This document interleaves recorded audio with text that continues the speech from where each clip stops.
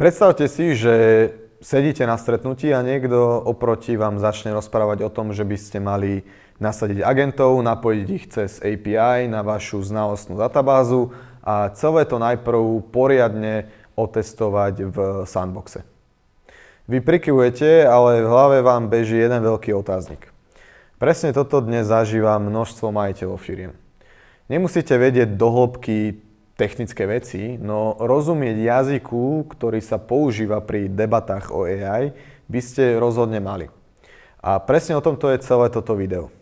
Volám sa Gregor, som certifikovaný AI konzultant a majiteľ Fate AI, kde sa zaoberáme implementáciou umelej inteligencie do firiem. A práve preto som pre vás pripravil takýto malý slovník. Prejdeme si spolu tie najčastejšie pojmy, slovné spojenia zo sveta AI, na ktoré dnes narazíte v článkoch, na konferenciách a aj v ponukách, ktoré vám chodia. Pri každom jednom vám v krátkosti a úplne polopate vysvetlím, čo znamená a prečo by vás ako majiteľa to malo zaujímať. Do technických detailov zachádzať nebudem, berte to tak, ako keby sme spolu sedeli pri káve a ja vám to vysvetľujem ľudsky. Poďme sa najprv baviť o tom, prečo to má pre vás vôbec zmysel. Umelá inteligencia je dnes na každom rohu, v každom druhom článku a na každej konferencii. A spolu s ňou prichádza celá záplava nových pojmov. Väčšina majiteľov firiem v tom má guláš a je to úplne pochopiteľné, lebo tieto slova a pojmy sa objavili prakticky pre nich zo dňa na deň. Lenže tu je ten háčik. Keď niektorým zásadným pojmom nerozumiete, ste v nevýhode. Ťažko viete viesť debatu a ľahko sa stane, že vás niekto, jak sa hovorí, opije rožkom. Keď im ale rozumiete, zrazu ste v každej debate o AI plnohodnotným partnerom, ktorý sa vie pýtať správne otázky. Tak poďme na to. Začneme úplnými základmi, teda tým, ako vlastne dnešná AI funguje pod kapotou. LLM, skrátka pre veľký jazykový model, po anglicky Large Language Model, je to mozog dnešnej umelej inteligencie, model, ktorý sa natrénoval na obrovskom množstve textu a dát a vďaka tomu rozumie reči a vie tvoriť odpovede. Keď píšete do ChatGPT, Gemini alebo Claude, bavíte sa práve s takýmto jazykovým modelom. Token. Predstavte si ho ako mernú jednotku spotreby umelej inteligencie. Tak ako sa elektrina meria v kWh, práve AI sa meria v tokenoch. Jeden token je malý kúsok textu, niekedy celé krátke slovo, inokedy len jeho čas, zhruba ako slabika. Model si každý text, ktorý mu pošlete, rozseká na tieto kúsky a s nimi pracuje. A prečo by vás to malo zaujímať? Lebo presne za tieto kúsky sa platí. Čím viac textu AI spracuje, tým viac tokenov minie a tým vás to viac stojí. A jedna zaujímavosť ku tokenom je, že slovenčina spotrebuje na ten istý text viac tokenov než angličtina. Takže po slovensky je AI o čosi drahšia. Ďalej máme prompt. To je pokyn alebo otázka, ktorú AI zadáte. V podstate je to zadanie práce. A platí jednoduché pravidlo. Čím jasnejší prompt, tým lepší výsledok. Keď napíšete priprav mi zhrnutie tejto porady v 5 bodoch, to je prompt. Teraz sa môžeme posunúť k pojmom, ktoré hovoria o tom, ako sa AI prepája s vašim svetom a ako dokáže reálne konať. API a konektor. Tieto dva pojmy spolu úzko súvisia, lebo obidva riešia jednu vec a to, ako sa AI napojí na ostatné programy. API je všeobecný spôsob, akým spolu dva softvery komunikujú a vymieňajú si dáta. Predstavte si čašníka medzi kuchyňou a hosťom, ktorý nosí objednávky a jedlo tam a späť. A konektor je už hotová zástrčka na jeden konkrétny nástroj, ktorú stačí zapojiť. Napríklad konektor na Gmail umožní vašej AI čítať a písať e-maily bez toho, aby to musel niekto programovať od nuly.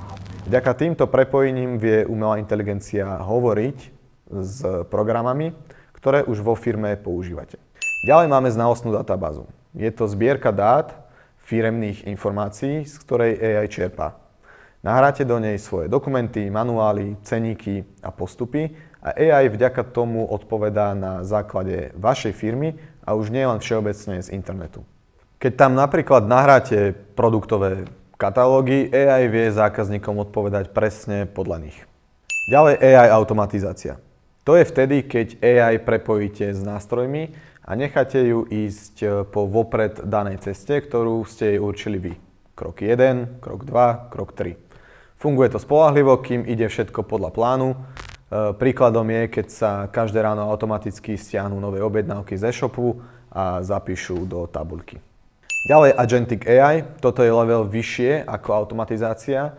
Kým automatizácii určujete presnú cestu vy, agentovi zadáte cieľ a on si cestu nájde sám a vie sa aj prispôsobiť, keď niečo zlyhá. Je to rozdiel medzi vlakom na koľajniciach a osobným šoférom.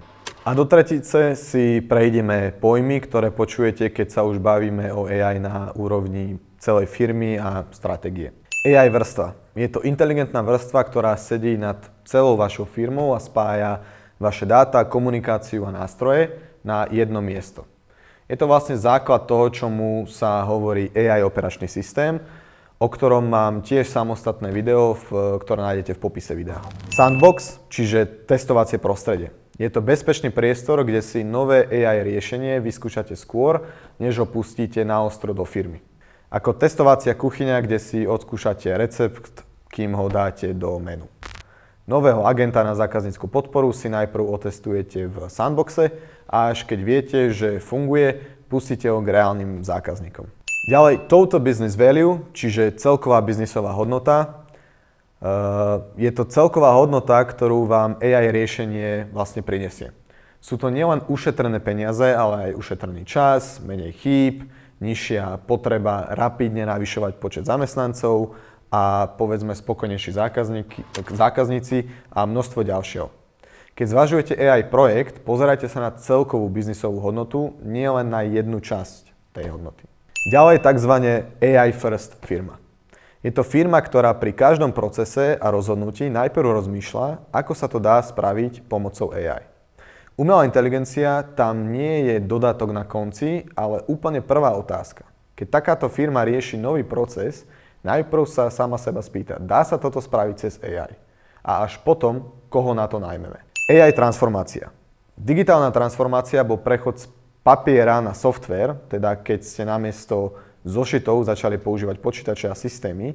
AI transformácia je ďalší krok, keď do týchto digitálnych procesov pridáte inteligenciu, ktorá vie sama uvažovať a konať.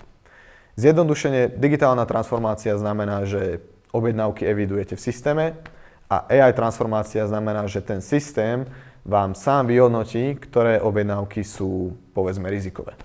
Na záver jedna myšlienka. Týmto sme samozrejme celý svet umelej inteligencie ani zďaleka nevyčerpali. Je toho oveľa viac. Ale ak ste dopozerali až sem, máte teraz v rukách aspoň základ, vďaka ktorému sa v debatách o AI už nestratíte. A to je presne ten dôležitý prvý krok, pretože majiteľ, ktorý rozumie pojmom, sa vie pýtať tie správne otázky a robiť lepšie informované rozhodnutia. A presne v tomto duchu pracujeme aj u nás vo firme. Pomáhame majiteľom firiem zorientovať sa v AI a reálne ju u nich zaviesť. Ak vás táto téma zaujala, máme pre vás dve veci. Poprvé, v popise videa nájdete odkaz na náš newsletter, je to úplne zadarmo a pravidelne v ňom majiteľom firiem posielame konkrétne a použiteľné veci zo sveta umelej inteligencie, tak sa určite prihláste. A po druhé, ak už teraz viete, že chcete spraviť prvý krok s AI vo vašej firme a chceli by ste pritom našu pomoc, ozvite sa nám cez našu webovú stránku. Odkaz na ňu nájdete takisto v popise. Ja vám ďakujem za váš čas a teším sa na vás pri ďalšom videu.